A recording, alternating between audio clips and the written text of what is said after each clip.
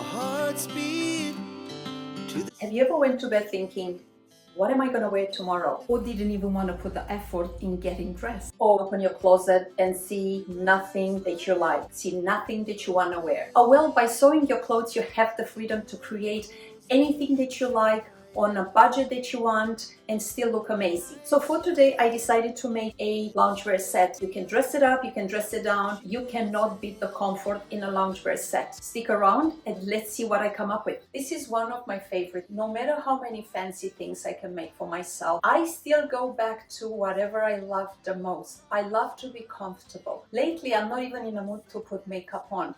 I just brush my hair, put a high bun on, and I throw something. So I bet it happened to you as well. And so for days like this, we need something extremely comfortable. Loungewear is the most appropriate thing to wear. You can dress it up, you can dress it down, you can look nice and comfortable. So you don't have to look like you're constantly taking the trash out. A nice loungewear set, it's anywhere between $69 to maybe a couple of $100. Would I ever want to spend this amount of money? No.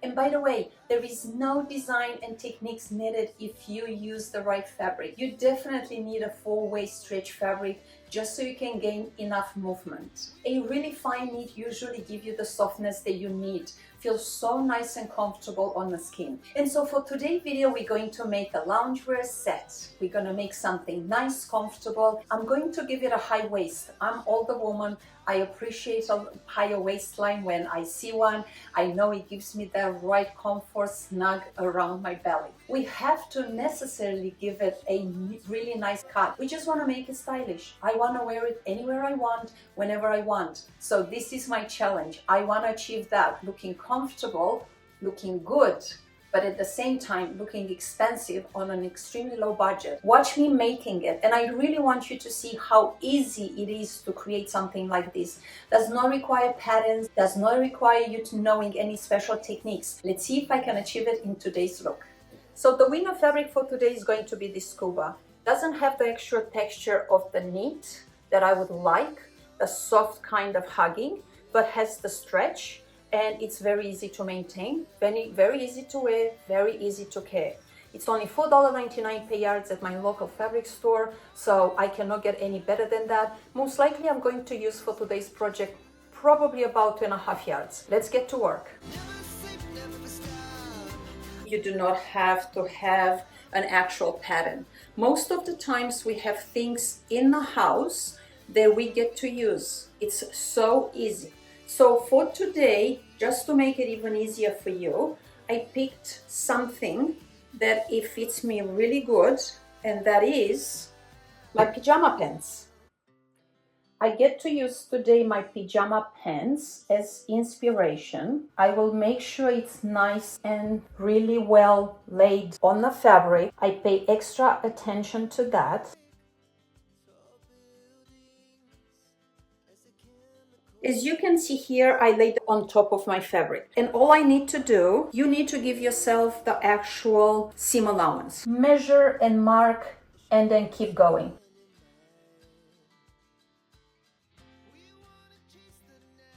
As soon as you finish measuring with your seam allowance included, then you're ready to cut.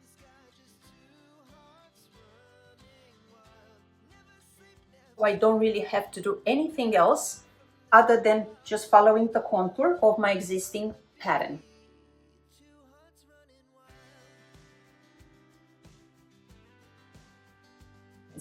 And so, as you can see here now, I have my pants. Obviously, I give about 1 inch as a seam allowance, so that's why the actual pattern seems a little bit bigger. However, because it's made with such a stretchy fabric, would allow me to keep sewing and adjusting as I go to give the right shape. For the ankle, I'm going to create some cuffs. I'm going to give this pair of pants a nice 2-inch waistband for extra comfort. I am going to encase the elastic into the waistband, make sure it fits really nice to give a snug waistband.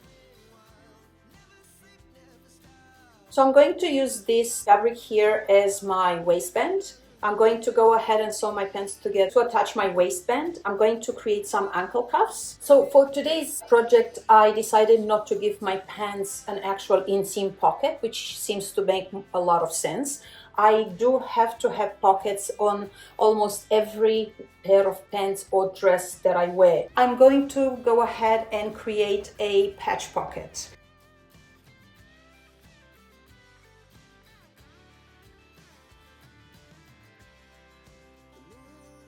So these are going to be my patch pockets, and I will have to add them to the front side before I close the actual pants.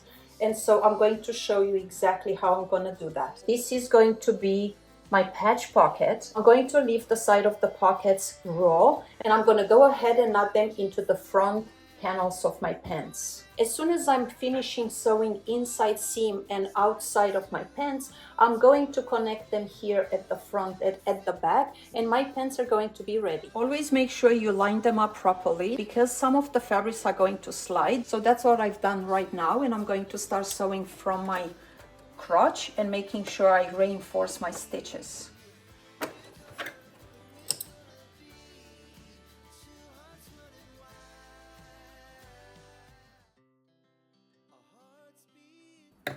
As soon as you are done, make sure you always clean up nicely here so you don't have a bulk on the side of your pants. So as you can see, we have our first leg. This is the inside seam, and this is the outside of my pants. This is the patch pocket, and I will go ahead and sew my other leg. Right now I follow the exact steps. I make sure I secure the fabric in place. Scuba, more than any other fabrics, slides around a lot. With scuba you have to be careful with the length of your stitches as well with the tension. Make sure you don't pull. I've destroyed a lot of bobbin cases by keep pulling my fabric on the other side, thinking that I'm helping, when in fact I was mostly destroying my sewing machine and destroying my bobbin case and not achieving the right type of stitch. So don't really rush. Make sure you control the fabric and don't let the fabric control you.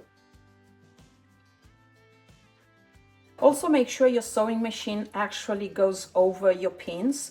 I know some sewing machines will not, and it breaks your needle. It gets expensive at some point.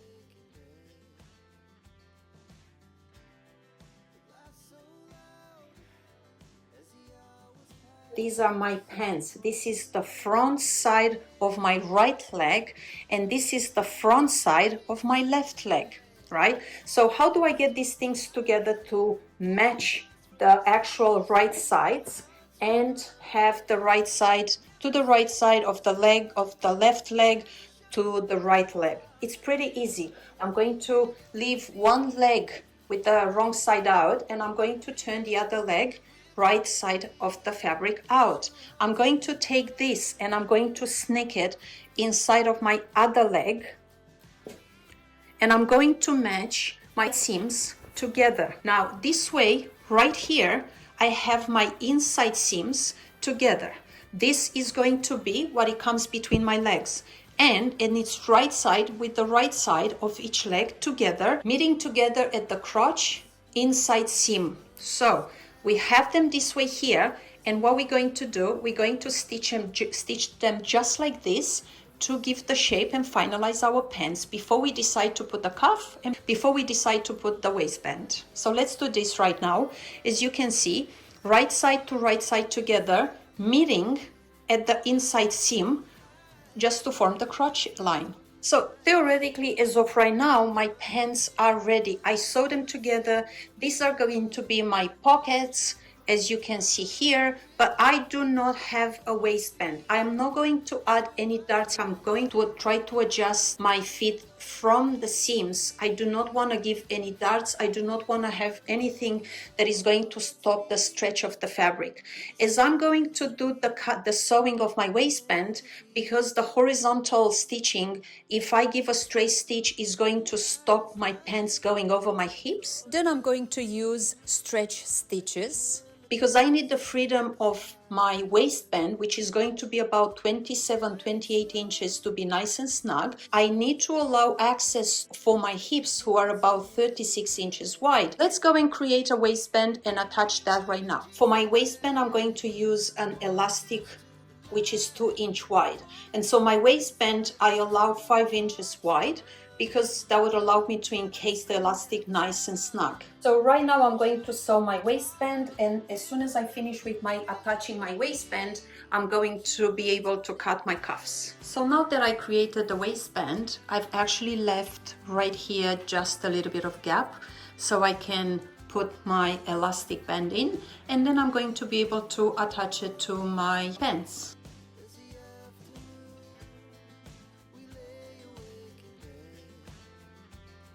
Now at this point my pants are completed. I have a very snug waist, I have my cuff right here, I have my pockets as well, and so my pants are ready to go. But because it's a loungewear set, I need to make sure I have my top. Let's finish it up. I do not think I'm going to give myself a hood, maybe because it's giving me more like a teenager vibe, and so I'm going to keep it very simple. Maybe I'm going to give myself a boat neckline with an easy access for my head in case I already made my head and I do not want to mess it up with the tight neckline.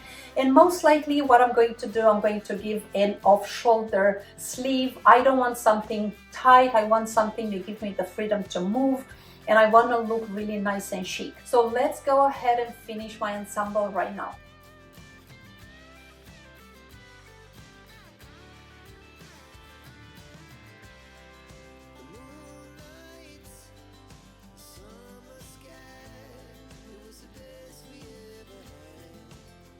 As of right now, it's done, and as I've told you before, it was a pretty simple way of doing this. I created a rectangle, and I wish I've created a little bit wider so it goes off the shoulder a little bit more, but that's why I had to make the sleeve a little bit longer. So as soon as I created this, I left a space for my sleeve.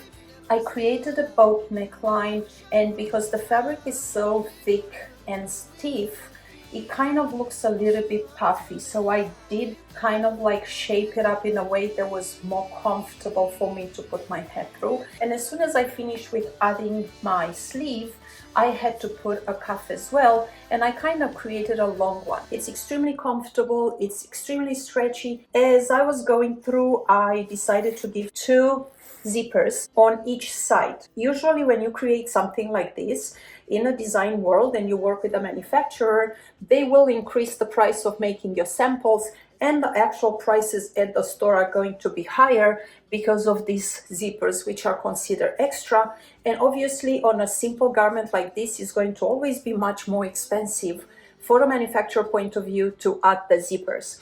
But for me it was fairly easy. And so as you can see here, I've actually done one exposed zipper on the side, and I put the other one inside the seam, and I'm not really sure how I'm going to finish this, and I was hoping you're going to help me down in the comment section below, because I still can't decide. And as soon as I'm going to show it to you, I hope it's going to make more sense why I am really not decided whether I should stick with the exposed zipper or just have it in seam zipper. So I hope you get a chance to comment back and let me know which one do you think is going to look better. I like a lot of asymmetrical things. This is pretty much my thing. This is how I like to do things. And so my front is a little bit shorter, mainly because I didn't want to cover entirely my patch pockets on the pants. And so I haven't tried it out yet. So this is exactly off the sewing machine. There is no reason for me to press. I know it looks pretty puffy, and it's going to keep looking puffy because this is what scuba neoprene is. It's a different type of knit. It's beautiful. So as of right now, I will definitely go ahead and redo it into a knit. I hope I find something more like a cozy feel, something a little bit softer, something a little bit more flexible. In the meantime, this is done. Let's wear it.